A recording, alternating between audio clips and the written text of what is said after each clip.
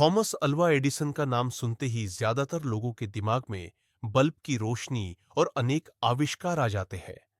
लेकिन बहुत कम लोग जानते हैं कि इस महान वैज्ञानिक की जिंदगी आसान नहीं थी। वे बहुत मेहनती और जुनूनी इंसान थे। काम उनके लिए सिर्फ काम नहीं, बल्कि जिंदगी का सबसे बड़ा नशा था। एडिसन की आदत थी कि जब वे अपनी प्रयोगशाला में घुसते तो घंटों, कभी-कभी कई दिनों तक बाहर नहीं निकलते। खाना पीना भी वहीं लेते और सोते भी वहीं। उनकी पत्नी को यह आदत बहुत परेशान करती थी। वे सोचती कि उनका पति परिवार को समय ही नहीं देता। एक बार तो एडिसन कई दिनों तक लगातार प्रयोगशाला में बंद रहे। आखिरकार जब वे बाहर निकले तो उनकी पत्नी ने बहुत प्यार से कहा, तुम दिन रात काम में ही लगे रहते हो, कभी तो छुट्टी कर लिया करो, थोड़ा आराम भी जरूरी है। एडिसन ने मुस्कुराते हुए जवाब दिया, लेकिन छुट्टी लेकर मैं जाऊंगा कहाँ? पत्नी ने कहा, जहां तुम्हारा मन करे, जहां तुम्हें सबसे ज्यादा सुकून मिले, खुशी मिले, वहीं चले जाओ। एडिसन ने तुरंत कहा, अच्छा, तो फिर मैं वहीं जाता हूं। और यह कहते हुए वे मुड़कर फिर से अपनी प्रयोगशाला में चले गए। उनकी पत्नी बस देखती रह गई। उन्हें समझ आ गया था कि एडिसन के लिए सबसे प्यारी जगह वही प्रयोगशाला है जहां वे अपने सपनों को सच करने में जुटे रहते हैं। कुछ समय बाद एक बहुत बड़ी मुसीबत आई। एडिसन के कारखाने में एक दिन अचानक भीषण आग लग गई। आग इतनी तेज थी कि कुछ ही देर में पूरा कारखाना जलकर राख हो गया। उनके सालों की मेहनत, मशीनें, सामान, कागजात, सब कुछ खत्म हो गया। जो चीजें उन्होंने जीवन भर जोड़ी थीं, सब कुछ एक रात में नष्ट हो गया।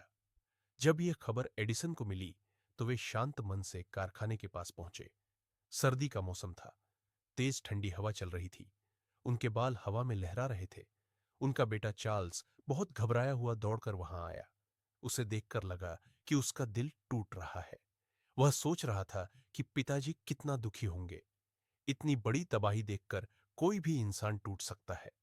लेकिन एडिसन ने अपने बेटे को देखते ही जोर से कहा, चार्ल्स, तुम्हारी मां कहां है? उन्हें जल्दी बुलाकर लाओ। यह दृश्य उन्हें जीते जी देखने को कभी नहीं मिलेगा। चार्ल्स हैरान रह गया। वह समझ नहीं पाया कि इतनी बड़ी मुसीबत में उनके पिता इतने खुश कैसे हैं। एडिसन ने आगे कहा, देखो, यह आग एक तरह से बहुत अच्छी बात है। हमारी सारी गलतियां, पुरानी गलत डिजाइन, पुरानी चीजें सब जल गई। अब हमें नए सिरे से शुरू करने का मौका मिल गया है। अगले दिन जब वे जलते हुए कारखाने की राख को देख रहे थे तो उन्होंने मुस्कुराते हुए कहा, तबाही की भी बड़ी कीमत होती है। अब हम पहले से कहीं ज्यादा बेहतर बना सकते हैं। और सचमुच एडिसन ने हार नहीं मानी।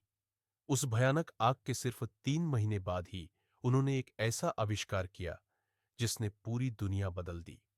यह आविष्कार था टेलीफोन का बेहतर और व्यावहारिक रूप, जिसकी बदौलत लोग दूर बैठे एक दूसरे से बात कर सकने लगे। एडिसन की यह कहानी हमें सिखाती है कि जीवन में कितनी भी बड़ी मुसीबत आए, हिम्मत और धैर्य कभी नहीं छोड़ना चाहिए। हर मुश्किल में एक नया मौका छिपा होता है। अगर हम हार मान लें तो जीत कभी नहीं मिलती, लेकिन अगर हम जिद पकड़ लें तो सबसे बड़ी तबाही भी हमें नया रास्ता दिखा सकती है। एडिसन ने कभी हार नहीं मानी। उन्होंने हजारों बार असफलता देखी, लेकिन हर बार उठे और फिर कोशिश की। उनकी यही जिद उन्हें दुनिया के सबसे बड़े आविष्कारकों में से एक बना गई। सीख विपरीत परिस्थितियों में भी धैर्य रखें। मुश्किलें आती हैं तो बस यह समझे कि नई शुरुआत का समय आ गया है। जिद रखिए, मेहनत करिए और जीत जरूर मिलेगी।